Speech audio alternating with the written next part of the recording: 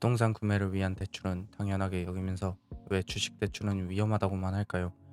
문제는 대출 그 자체가 아니라 내가 통제하고 있는 실질 배수를 모른다는 데 있습니다. 남들이 막연한 공포에 떨 때 우리는 숫자로 승부해야 합니다. 지금 당신의 계좌가 감당하고 있는 진짜 무게, 그 계산법을 공개합니다.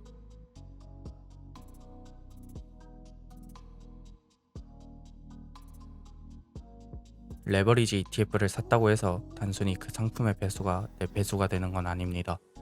내 원금, 대출금, 그리고 현금 비중이 섞이는 순간 당신의 실질 배수는 완전히 달라지죠. 이걸 모르면 하락장이 왔을 때 시장의 주도권을 빼앗기고 정작 승부수를 던져야 할 결정적인 기회 앞에서는 아무것도 못하게 됩니다. 더 위험한 건 자신이 감당하는 리스크가 얼마인지도 모른 채 과도한 레버리지에 노출되는 것입니다. 자, 이제 포트폴리오의 실질 배수를 정확하게 계산하는 방법을 단계별로 설명하겠습니다. 먼저 예시로 화면에 나오는 금액을 기준으로 설명드리겠습니다. 자본금 1000만원, 대출 500만원, 현금 300만원, 총 운용자산 1800만원이 있다고 합시다. 먼저 각 자산이 시장 변동에 실제로 반응하는 규모를 구합니다. 평가 금액에 해당 상품의 레버리지를 곱하면 됩니다. 비레버리지 1000만원, 2배 레버리지 ETF는 500만원의 2배인 1000만원, 그리고 현금 300만원, 총 시장 노출액은 2000만원입니다. 현금 300만원은 시장 변동에 영향을 받지 않으면서 급락시 추가 매수를 위한 탄약이자 전체 실질 배수를 낮춰주는 완충제 역할을 합니다.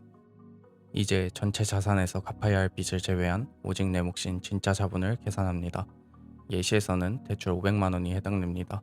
전체 운용금액은 1800만원이지만 나의 실제 순자산은 1300만원입니다. 총 노출액을 순자산으로 나누면 내 순자산 1원당 시장 변동에 얼마의 무게를 싣고 있는지 나옵니다. 총 노출액 2천만원 나누기 순자산 1300만원을 하면 약 1.54배가 나옵니다. 2배 레버리지 상품을 섞고 대출까지 활용했음에도 비레버리지 ETF와 현금 비중을 적절히 유지하므로 1.54배라는 효율적이고 안정적인 배수를 만들어냈습니다. 만약 실질 배수를 모른 채 수익률만 쫓아 비레버리지 1000만원을 전부 2배 레버리지로 바꿨다면 어떻게 됐을까요? 500만원의 2배와 1000만원의 2배 합해서 총 노출액은 3000만원이 됩니다. 이제 아까 그 공식대로 실질 배수를 구해보면 2.3배로 급증합니다.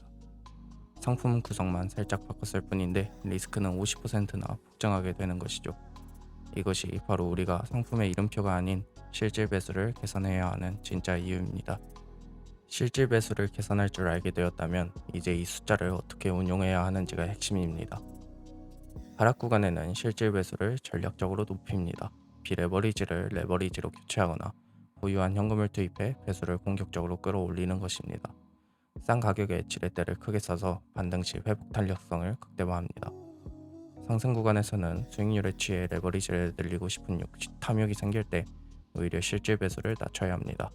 레버리지를 줄여 비레버리지로 옮기거나 현금 비중을 늘려 배수를 1.2에서 1.5배 수준으로 하향 조정합니다. 자산이 불안할 때 방패를 미리 준비함으로써 언제든 올 수 있는 조정장에 대비하는 것입니다. 결국 투자의 본질은 남들과 반대로 움직이는 것입니다. 하락장에 배수를 높여 기회를 잡고 상승장에 배수를 낮춰 수익을 지키는 것. 이 원칙이 지킬 수 있는 사람만이 시장의 변동성을 온전히 자신의 수익으로 바꿀 수 있습니다. 하지만 현실은 훨씬 어렵습니다. 실제로 실행하는 건 말처럼 쉽지 않죠. 그렇다면 우리는 어떻게 해야 할까요?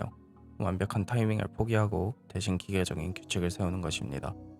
예를 들어 지수가 고점 대비 10% 하락할 때마다 실질 배수를 0.1씩 증가시키거나 지수가 저점 대비 15% 상승할 때마다 실질 배수를 0.1씩 감소시킬 수 있습니다. 또한 실질 배수는 절대 2배를 넘기지 않게 본인의 기준을 세워야 합니다. 실질 배수라는 명확한 숫자를 앞에 두고 기계적으로 비중 조절을 하면 감정에 휘둘리지 않고 원칙을 지킬 가능성이 높아집니다. 여러분의 포트폴리오는 지금 몇 배로 달리고 있습니까? 상품의 이름표에 적힌 숫자가 아니라 대출과 현금이 모두 계산된 진짜 배수를 통제해야 합니다. 하지만 명심해야 할 게 있습니다. 레버리지 투자는 수익뿐 아니라 손실도 확대됩니다.